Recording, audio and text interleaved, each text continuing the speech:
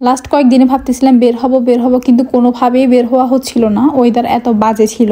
কিন্তু ফাইনালি আজকে ডিসাইড করলাম বের হব। ওয়েদারটা মোটামুটি ভালো, অ্যান্ড সকালে হালকা বৃষ্টি হয়েছিল, পরে আর বৃষ্টি হয়নি, রোদই ছিল। যেই রেডি হয়েছি তখনই বৃষ্টি শুরু হয়েছে ফোটা ফোটা। অনেকক্ষণ দাঁড়াইছিলাম, তো দেখি একটু অফ হয়েছে। আচ্ছা ফাইন, এবার বের হই। ইমু এসে ফোন দিচ্ছে, সে ওয়েট করতেছে, আমিও বের হব ভাবতেছিলাম। ওই মুহূর্তে আমার ভাই ফোন দিছে, ইম্পর্টেন্ট একটা ফোন ছিল, তাই রিসিভ না করে পারলাম না।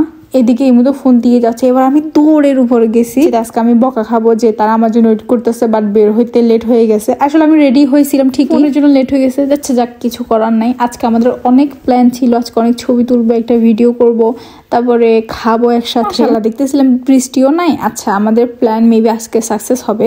তো আমরা একটা শপিং মলে ঢুকেছি, সেখানে দেখতেছিলাম যে ড্রেস কেমন আসছে বা কোনো অফার টফার চলতেছে কি দিয়ে। আমার ছেলে বিরক্ত করতেছে যে ও কিছু খাবে, দেখেন উল্টায় পাল্টায় অবস্থা খারাপ। এরপর আমি ওকে জুস দিলাম, যেটা আমার ব্যাগেই ছিল, বাট ও জানতো না। যখন কিছু চায় আর সেটা পায়, এত খুশি হয় যে আপনার আরশিদের ফেস দেখে বোঝা যাচ্ছে।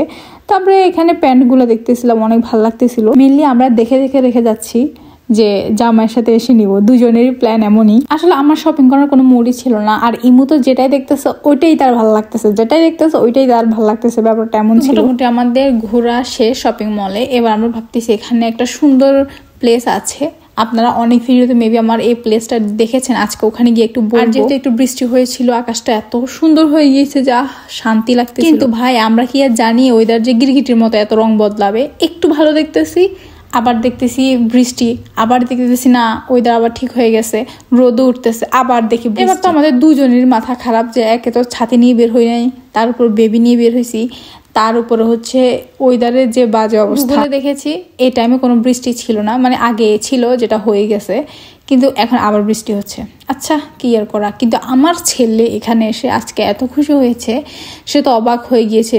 প্লেসটা এত সুন্দর করে সাজাইছে, আর পানিগুলো যে পড়তেছে সে জাস্ট তাকিয়ে দেখতেই আমাকে জিজ্ঞেস করতেছিল, আম্মু আমি পানিতে নামবো। মানে তার আজাইরা কথা শুনে মাথায় গরম হয়ে যাইতেছিল। বসে পড়তেছিল, একবার চাচ্ছিল পানি ধরতে, আবার নেমে যেতে, মানে কি যে একটা করতেছিল। কথা বলতে একবার পড়েও যাইতে চাইছিল। এবার আমি তাকে বলতেছিলাম হয়েছে, অনেক হয়েছে, এবার চুপ করো, এখানে একটু দাঁড়াও, আমি সুন্দর করে তোমার কয়েকটা ছবি তুলবো।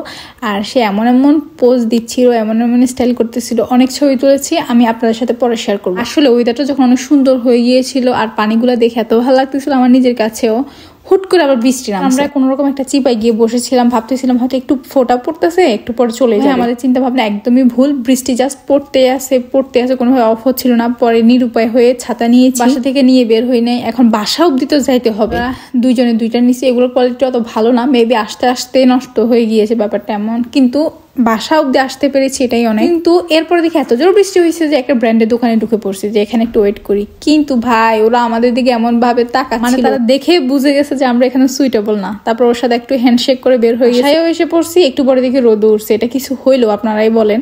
বাসা আসার 5 মিনিট আগে মানে আশির আব্বু, মানে আমার জামাই আসছে, আসার সময় দেখি একটু খাবার নিয়ে আসছে। ছেলে চাইছিল সে দোকানে যাবে, কিছু একটা খাবে, কিন্তু এত বৃষ্টি পড়তেছিল, মনে হচ্ছিল যদি কোনো দোকানে ঢুকি তাহলে বেবি রিস্ক হয়ে যাবে, কারণ বৃষ্টি যদি আরো জোরে আসে পরে নিরুপায় হয়ে যাবে। ভাই আমার ছেলে বাসায় এসে যখন দেখছে তার বাবাই আনছে, সে এত খুশি হয়েছে যে ভিডিও দেখে আপনারা বুঝতে পারতেছেন। উপরে বসে খাওয়া শুরু করছে। তো এটা ছিল আজকে আমাদের একটা হাবি জাবি ব্লগ। যদিও ব্লগটা অনেক সুন্দর করবো ভাবছিলাম, হয়নি, আফসোস। টাটা।